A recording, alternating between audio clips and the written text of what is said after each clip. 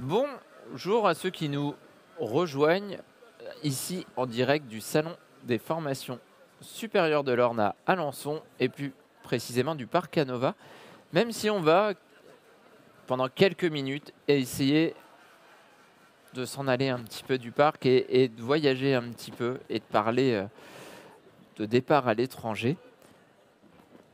Et puis on va avoir un peu d'accent du soleil au milieu de l'automne normand, puisqu'on est avec Sara Rico Baguena. À mon avis, l'accent est bon. Je n'ai pas fait espagnol, du coup j'avais un petit peu peur. Qui est volontaire en corps européen de solidarité au sein du centre social de la Croix-Mercier. Et comme je l'ai dévoilé, est d'origine espagnole. Barcelone. Qui vient de Barcelone. Et qui est venu en France pour quelques mois. On va en reparler. Et en présence de Margot Hu, qui est coordinatrice de mobilité internationale à l'association Découverte à Fontenay-les-Louvets. Bonjour. Bonjour à toutes les deux. Et vu qu'on est quand même sur un forum métier, je voulais savoir, vous vouliez faire quoi quand vous étiez petite? Qu'est-ce que je faisais quand j'étais petite? Non, ce que tu voulais faire plus tard. Est-ce que tu rêvais de venir en France faire du volontariat à la Croix-Mercier? En fait, je voulais être professeur de l'école, mais j'ai beaucoup changé de métier. Après, je voulais être traductrice, journaliste, guide de tourisme. Mais j'ai changé beaucoup et à la fin, j'ai décidé de venir ici avant de commencer mes études. Et comme vous le constaterez, Sarah parle quand même très très bien français, parce qu'il y en a qui sont en stress de venir sur le plateau télé alors que c'est leur langue maternelle, et toi, facile. Hein. Enfin, et c'est pas dans ma langue maternelle, donc c'est top. Et Margot, tu voulais faire quoi, toi? Je suis plus sûre de trop bien me rappeler, mais je crois que dans le lot, il y avait bien maîtresse, vétérinaire, un peu ce genre de métier-là, quoi. Et finalement, pas du tout, rien à voir. Et donc, on va parler un petit peu de voyage, de départ à l'étranger. Comment t'es arrivée, toi, en France, Sarah? Comment t'es arrivée ici à Alençon? Bon, tu as commencé parce qu'il avait des organismes pareils, les vôtres et les miens ici en France, qui sont venus à mon lycée l'année dernière, dont je me suis intéressée sur la mobilité internationale pour faire voilà, des voyages ou des volontariats pendant l'été. Et puis, ils m'ont proposé de partir en année. Et j'ai dit pourquoi pas, ça peut être intéressant. Et voilà, je suis ici. C'était la première fois que tu partais d'Espagne? Oui. Tu avais déjà voyagé un petit peu avant? Pas beaucoup, justement en Espagne et un peu sur Portugal, les îles d'Espagne, et Andorre. Et première fois de partir toute seule? Ouais.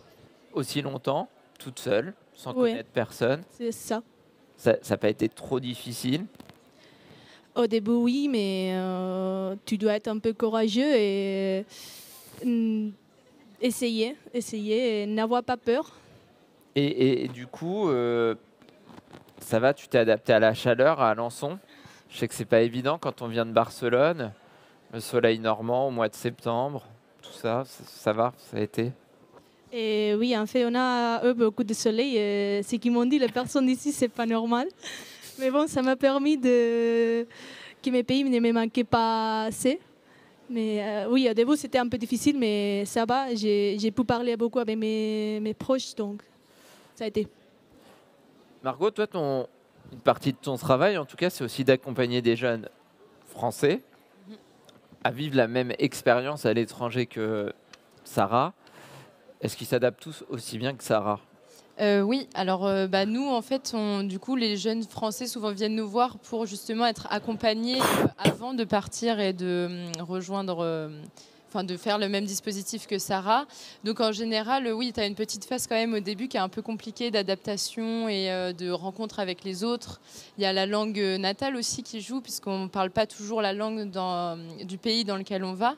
Donc, normalement, les structures sont aussi ouvertes au fait que voilà, on vient avec notre culture, avec notre langue, avec nos origines. Et donc, on tombe souvent sur des bonnes structures quand même qui font bien le travail d'accompagnement et d'intégration.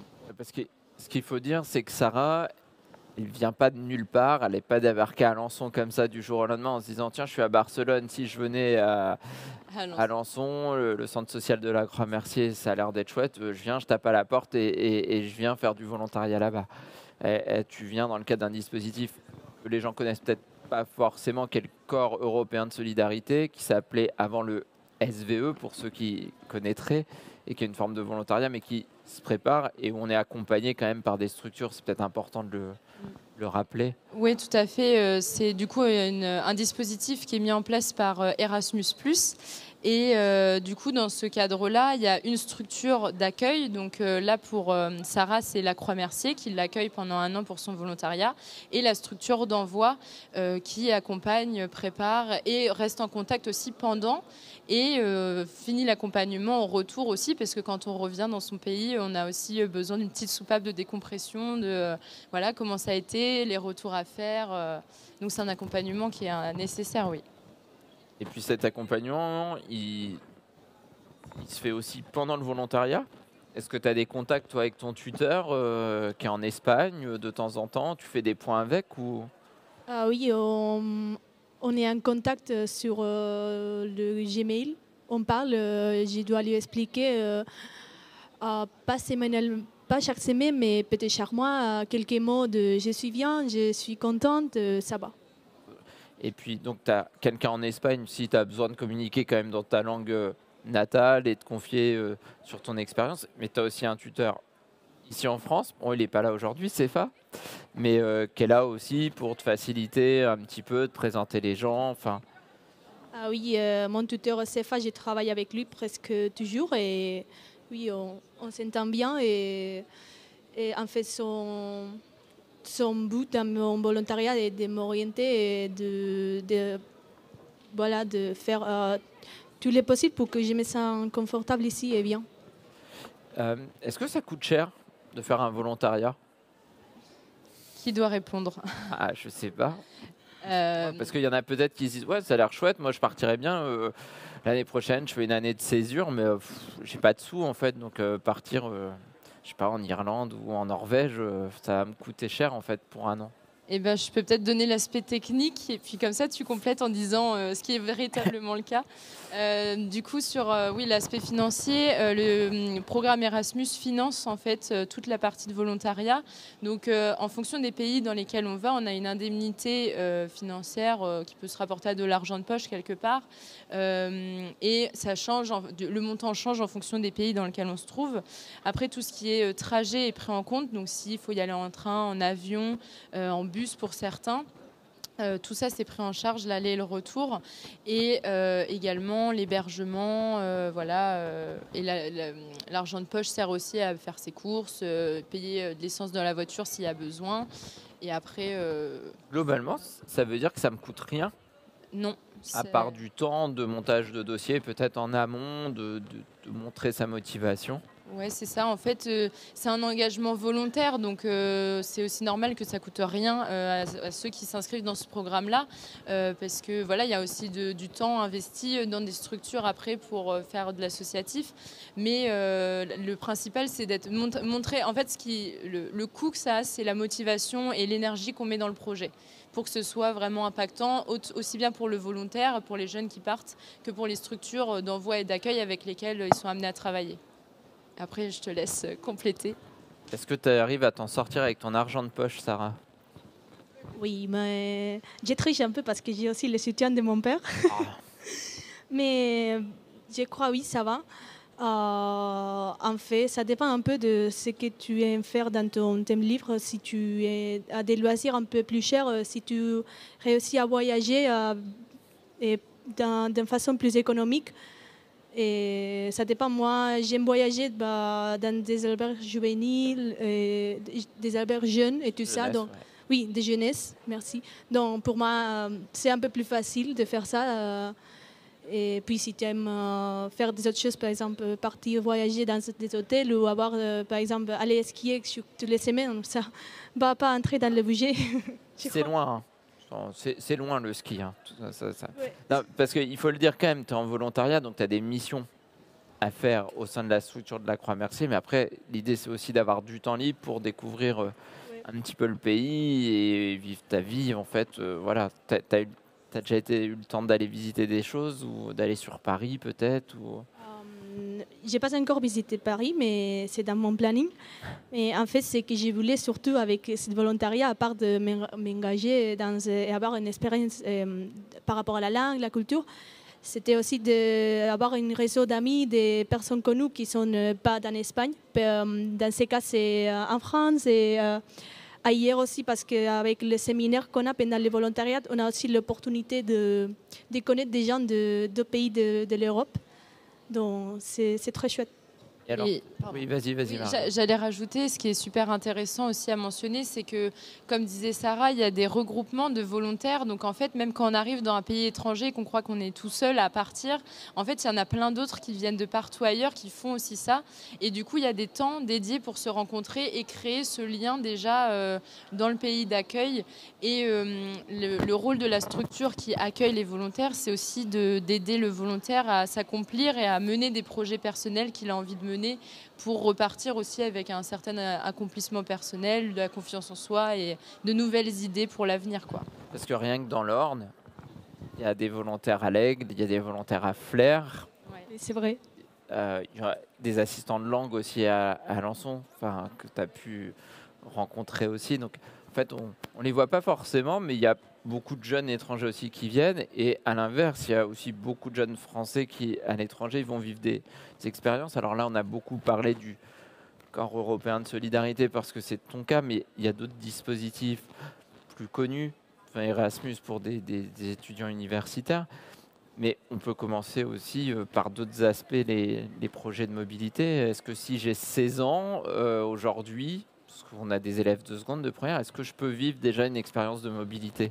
Tout à fait. Et il y a une super expérience à vivre qui s'appelle les échanges de jeunes européens.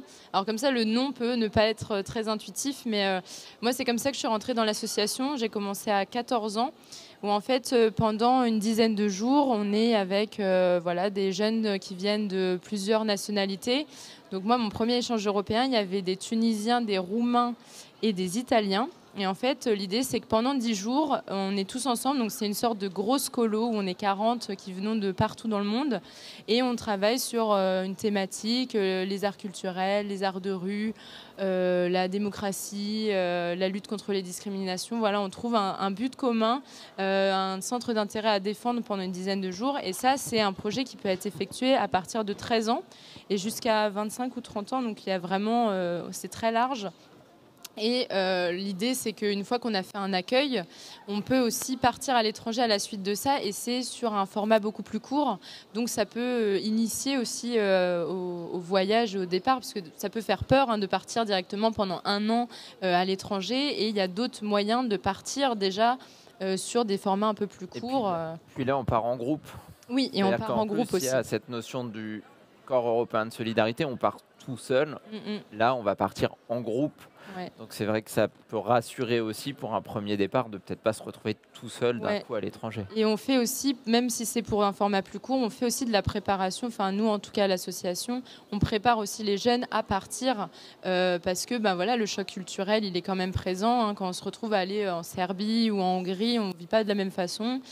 Donc c'est important de savoir où on met les pieds et avec qui on va travailler, de se rencontrer un peu avant par visio ou de réfléchir ensemble à un projet. C'est un gros projet collectif avec plein de gens qui viennent de partout dans le monde, et après ça a créé des amitiés durables parfois, et on a des liens un petit peu partout dans le monde, quoi. Ouais, puis c'est ce que Sarah disait, le fait qu'il y ait des regroupements. Le jour où elle va avoir à Paris, elle va peut-être connaître 2 volontaires qui habitent Paris, donc le plan pour loger, finalement, il est déjà tout trouvé. Tu veux aller au Mont-Saint-Michel, tu auras peut-être quelqu'un qui est juste à côté. Enfin, voilà, c'est aussi l'idée C'est justement ça. C'est l'idée de ces temps de cohésion qui permet de se connaître, et vu que tout le monde est un peu dans la même situation, tout le monde se débrouille. Alors le temps passe vite.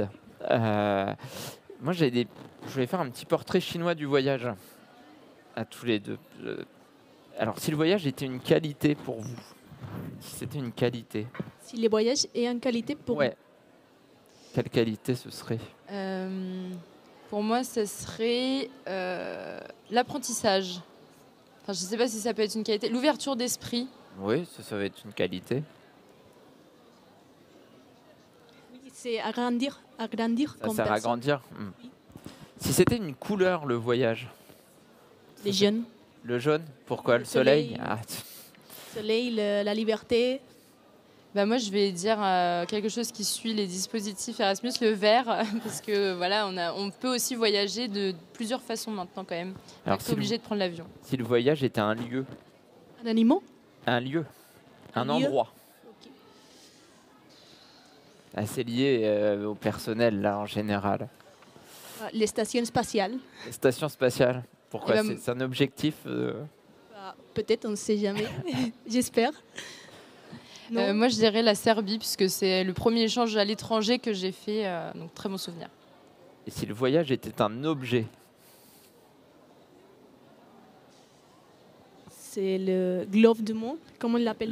Ouais, le globe Ouais, globe moi terrestre. aussi, j'allais dire le Pic. globe, ouais. J'allais être plus vieux et plus plat, j'aurais dû une carte. Une mais, carte, une map monde, allez. ouais. Moi, on n'a pas dit Google Maps non plus. Hein, ça. Voilà, il va nous rester 30 secondes. Il va vous rester 30 secondes pour donner envie aux jeunes de vivre une expérience à l'étranger. Tu veux que Qui veut se lancer? commencer? Vous Par pouvez vous toujours, par compléter. toujours. Par Ouais. toujours, n'ayez pas peur. Ouais, il faut pas hésiter. C'est vraiment, il y a les moyens que ce soit accessible à tout le monde. Vraiment, il n'y a pas de frein financier. On peut s'en sortir sans qu'il y ait de frein financier. Et c'est vraiment une expérience riche. Et des fois, quand on est un peu perdu, qu'on ne sait plus trop où on veut aller, ça peut vraiment, je pense, tu vas me dire si je me trompe, ça peut vraiment ouvrir d'autres portes et d'autres horizons, quoi. Donc c'est ça. Vous mettez pas de frein Non, il faut pas en mettre. et Il y a venez les moyens. rencontrer les acteurs de terrain qui sont là pour vous accompagner. Alors dans l'ordre, il y a Découverte, mais si vous êtes du côté de l'Aigle, il y a la MJC Ouais. de l'Aigle, il y a Il y a tout le le centre réseau. social de la Croix-Mercier. Le réseau il y a- du Comorne, en fait, on C'est peut en ça. parler aussi. Il y a un réseau quand même Oui. orné de la mobilité internationale dont on fait partie, avec le Bige d'Alençon, Centre social Croix-Mercier, MJC de l'Aigle, MJC de Flers. J'en oublie Et un. puis Découverte, Et Découverte, bah nous en fait. forcément. Voilà.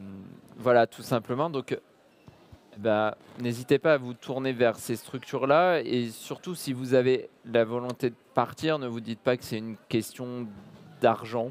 Parce que ça, encore aujourd'hui, en tout cas, il y a des possibilités de lever ce frein financier. N'ayez pas peur. La peur, elle est inhérente à tout le monde. Et tout le monde a eu des coups de blues en partant à l'étranger à un moment ou à un autre. Ça, c'est normal. Mais en général, ça fait grandir. Donc, Tout à fait. voilà. Merci. Merci à toutes les deux. Merci. Merci Sarah pour avoir pu t'exprimer aussi bien en français pour un plateau télé, qui n'est pas un exercice facile. Je ne suis pas sûr que tu l'avais prévu, celui-là, en venant en volontariat. Mais c'est aussi de la découverte. Et on se retrouve pour la dernière conf d'ici quelques instants, ici en direct du parc Anova. À tout de suite.